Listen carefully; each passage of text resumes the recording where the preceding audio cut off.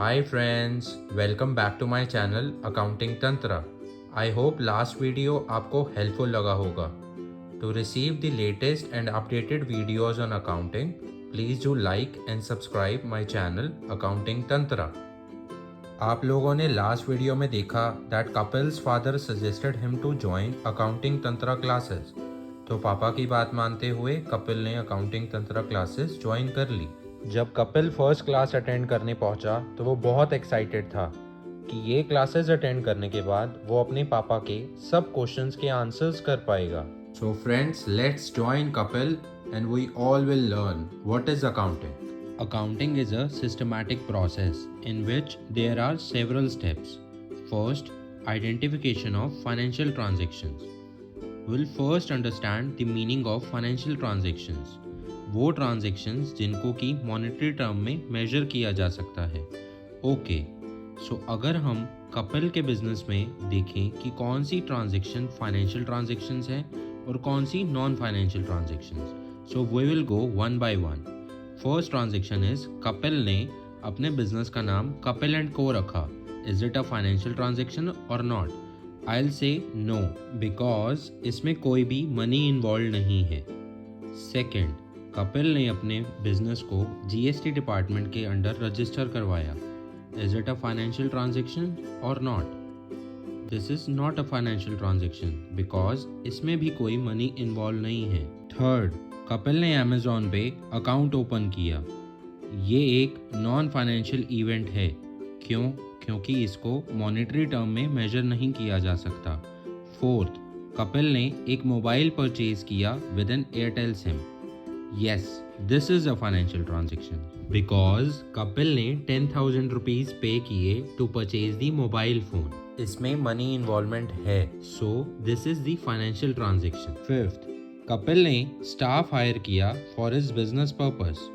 ये transaction non financial transaction है क्योंकि इसमें मनी इन्वॉल्वमेंट नहीं है. At the end of the month जब इस स्टाफ को 10,000 रुपीज की सैलरी पे की गई तो इस ट्रांजेक्शन को हम फाइनेंशियल ट्रांजेक्शन बोलेंगे क्योंकि इस टाइम पे मनी इन्वॉल्व है. Sixth, when Kapil purchased inventory in 100 and 200 quantity.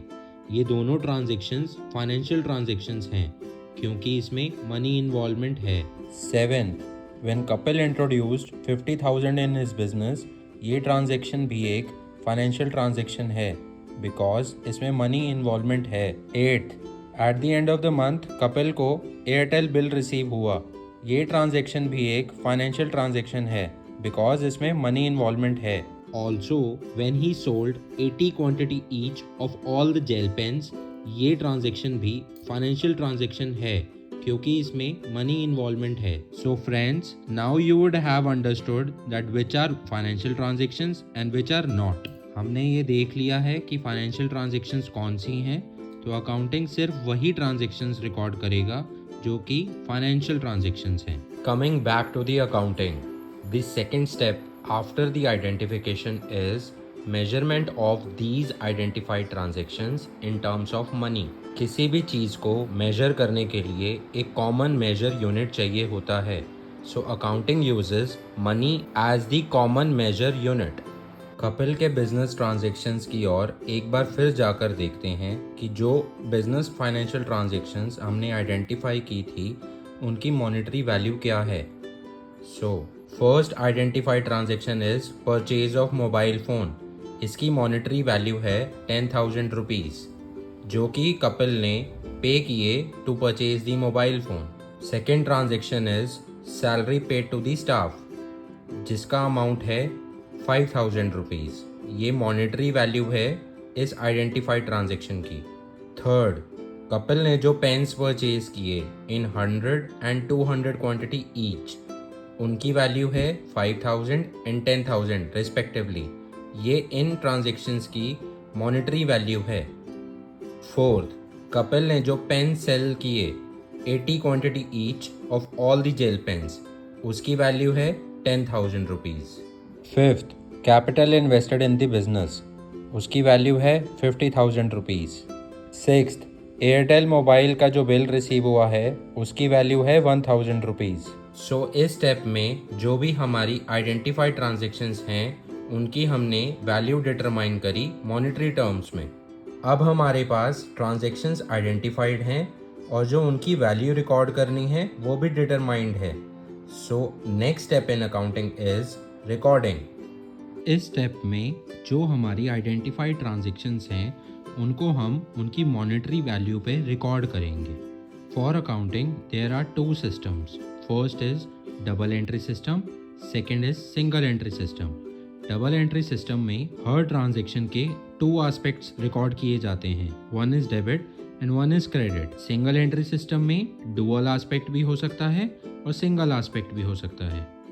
We will learn this dual entry system and single entry system in our subsequent classes.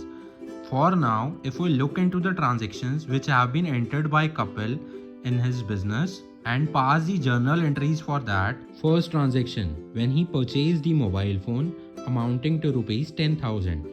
इस transaction की journal entry होगी mobile account debit to cash account because he purchased the mobile which came into the business and he paid cash for that, which goes out of the business. Second entry, he paid salary to his staff amounting to rupees 5,000. इस transaction की entry होगी salary expense account debit to cash. He paid cash amounting to rupees 5,000. Cash went out to incur the salary expense amounting to rupees 5,000. Third, when he purchased inventory of 100 quantity each. So entry for this is purchases account debit to cash account amounting to rupees 5,000. Next, when he again purchased 200 quantity each of all the gel pens, accounting entry for this will be purchases account debit to creditor account amounting to rupees 10,000. क्योंकि इस transaction में इसने cash पे नहीं किया है but liability आगे के लिए बुक करी है, सो इसमें क्रेडिटर अकाउंट क्रेडिट होगा. Next transaction is when he sold 80 quantity each of all the gel pens. The entry for this will be cash account debit to sales account because cash came into the business and the inventory went out of the business, that is amounting to rupees 10,000. One transaction he did at the initiation of his business was introduction of capital. The entry for this is cash account debit to capital account amounting to rupees 50,000. And at the end of the April month, mobile expenses की entry है mobile expenses account debit to outstanding expense payable account amounting to rupees 1,000. There are two ways of recording all these transactions. Either we can pass the journal entries for each of the transaction or we can record these transactions into the subsidiary books. But we will learn all these things in our subsequent classes. So इस step में सब entries record हो चुकी हैं. And the next step now is fourth step, which is classifying.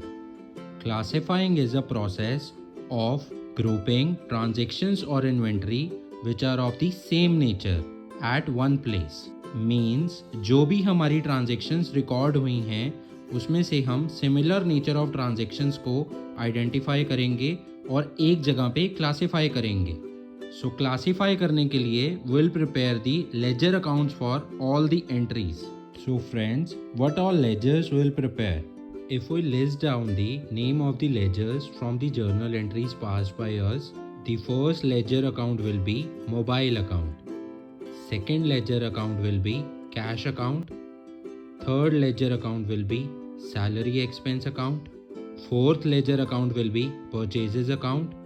Fifth ledger account will be creditor account. Sixth ledger account will be sales account. Seventh ledger account will be capital account. Eighth ledger account will be mobile expenses account. Ninth ledger account will be outstanding expense payable account. We will learn all this in our subsequent classes, but for now, if we look at the ledger accounts, it will look like this. Friends, अभी तक हमने क्या सीखा? First step में हमने देखा कि financial transactions को आइडेंटिफाई करना है. सेकेंड स्टेप में हमने देखा कि उन आइडेंटिफाइड ट्रांजैक्शंस को मॉनेटरी टर्म में मेजर करना है. थर्ड स्टेप में इन ट्रांजैक्शंस को रिकॉर्ड करना है. फोर्थ स्टेप में इन सब रिकॉर्डेड ट्रांजैक्शंस को क्लासीफाई करना है under the ledger accounts. Now comes the next step in the process of accounting, which is summarization of the ledger accounts prepared by us. इस step में the classified data is presented in the form of statements, जो कि users को समझ आ सकें. और ये statements क्या क्या हैं? First, trial balance. Second, balance sheet. Third, profit and loss statement account. Fourth is cash flow statement. तो अगर हम कपिल की बिजनेस ट्रांजैक्शंस जो लेजर में पोस्टेड हैं उनको प्रेजेंट करें in the form of statements, in that case the statements will look like this. ये स्टेटमेंट्स में वो सब इंफॉर्मेशन है जिसको यूजर्स पढ़ के अंडरस्टैंडिंग ले सकते हैं about the business. We will understand all these things that how to prepare these statements in our subsequent classes. Next step in the process of accounting is the sixth step, in which we analyze the financial statements prepared by us. इस step में basically जो financial statements prepare हुए हैं उन पे lens लगा के अच्छे से देखा जाता है कि कुछ भी गलत नहीं है, सब चीज़ें सही सही रिपोर्ट हो गई हैं, जो भी डिस्क्लोजर्स थे वो सारे आ गए हैं, ओवरऑल सब चीज़ें वहाँ पे हैं. और ये फाइनेंशियल स्टेटमेंट्स जिस भी यूज़र के पास जाएं वो इन फाइनेंशियल स्टेटमेंट्स को पढ़ के साउंड डिसीजंस ले सकें. The seventh and the last step in the process of accounting is communicating the financial data to its users. Accounting information के दो तरह के यूज़र्स होते हैं, इंटरनल और external. We will learn about the users of accounting in our next class. I hope you people understood this whole process of accounting. In case you want to learn more about accounting, you can join Accounting Tantra classes. The details are given in the description below.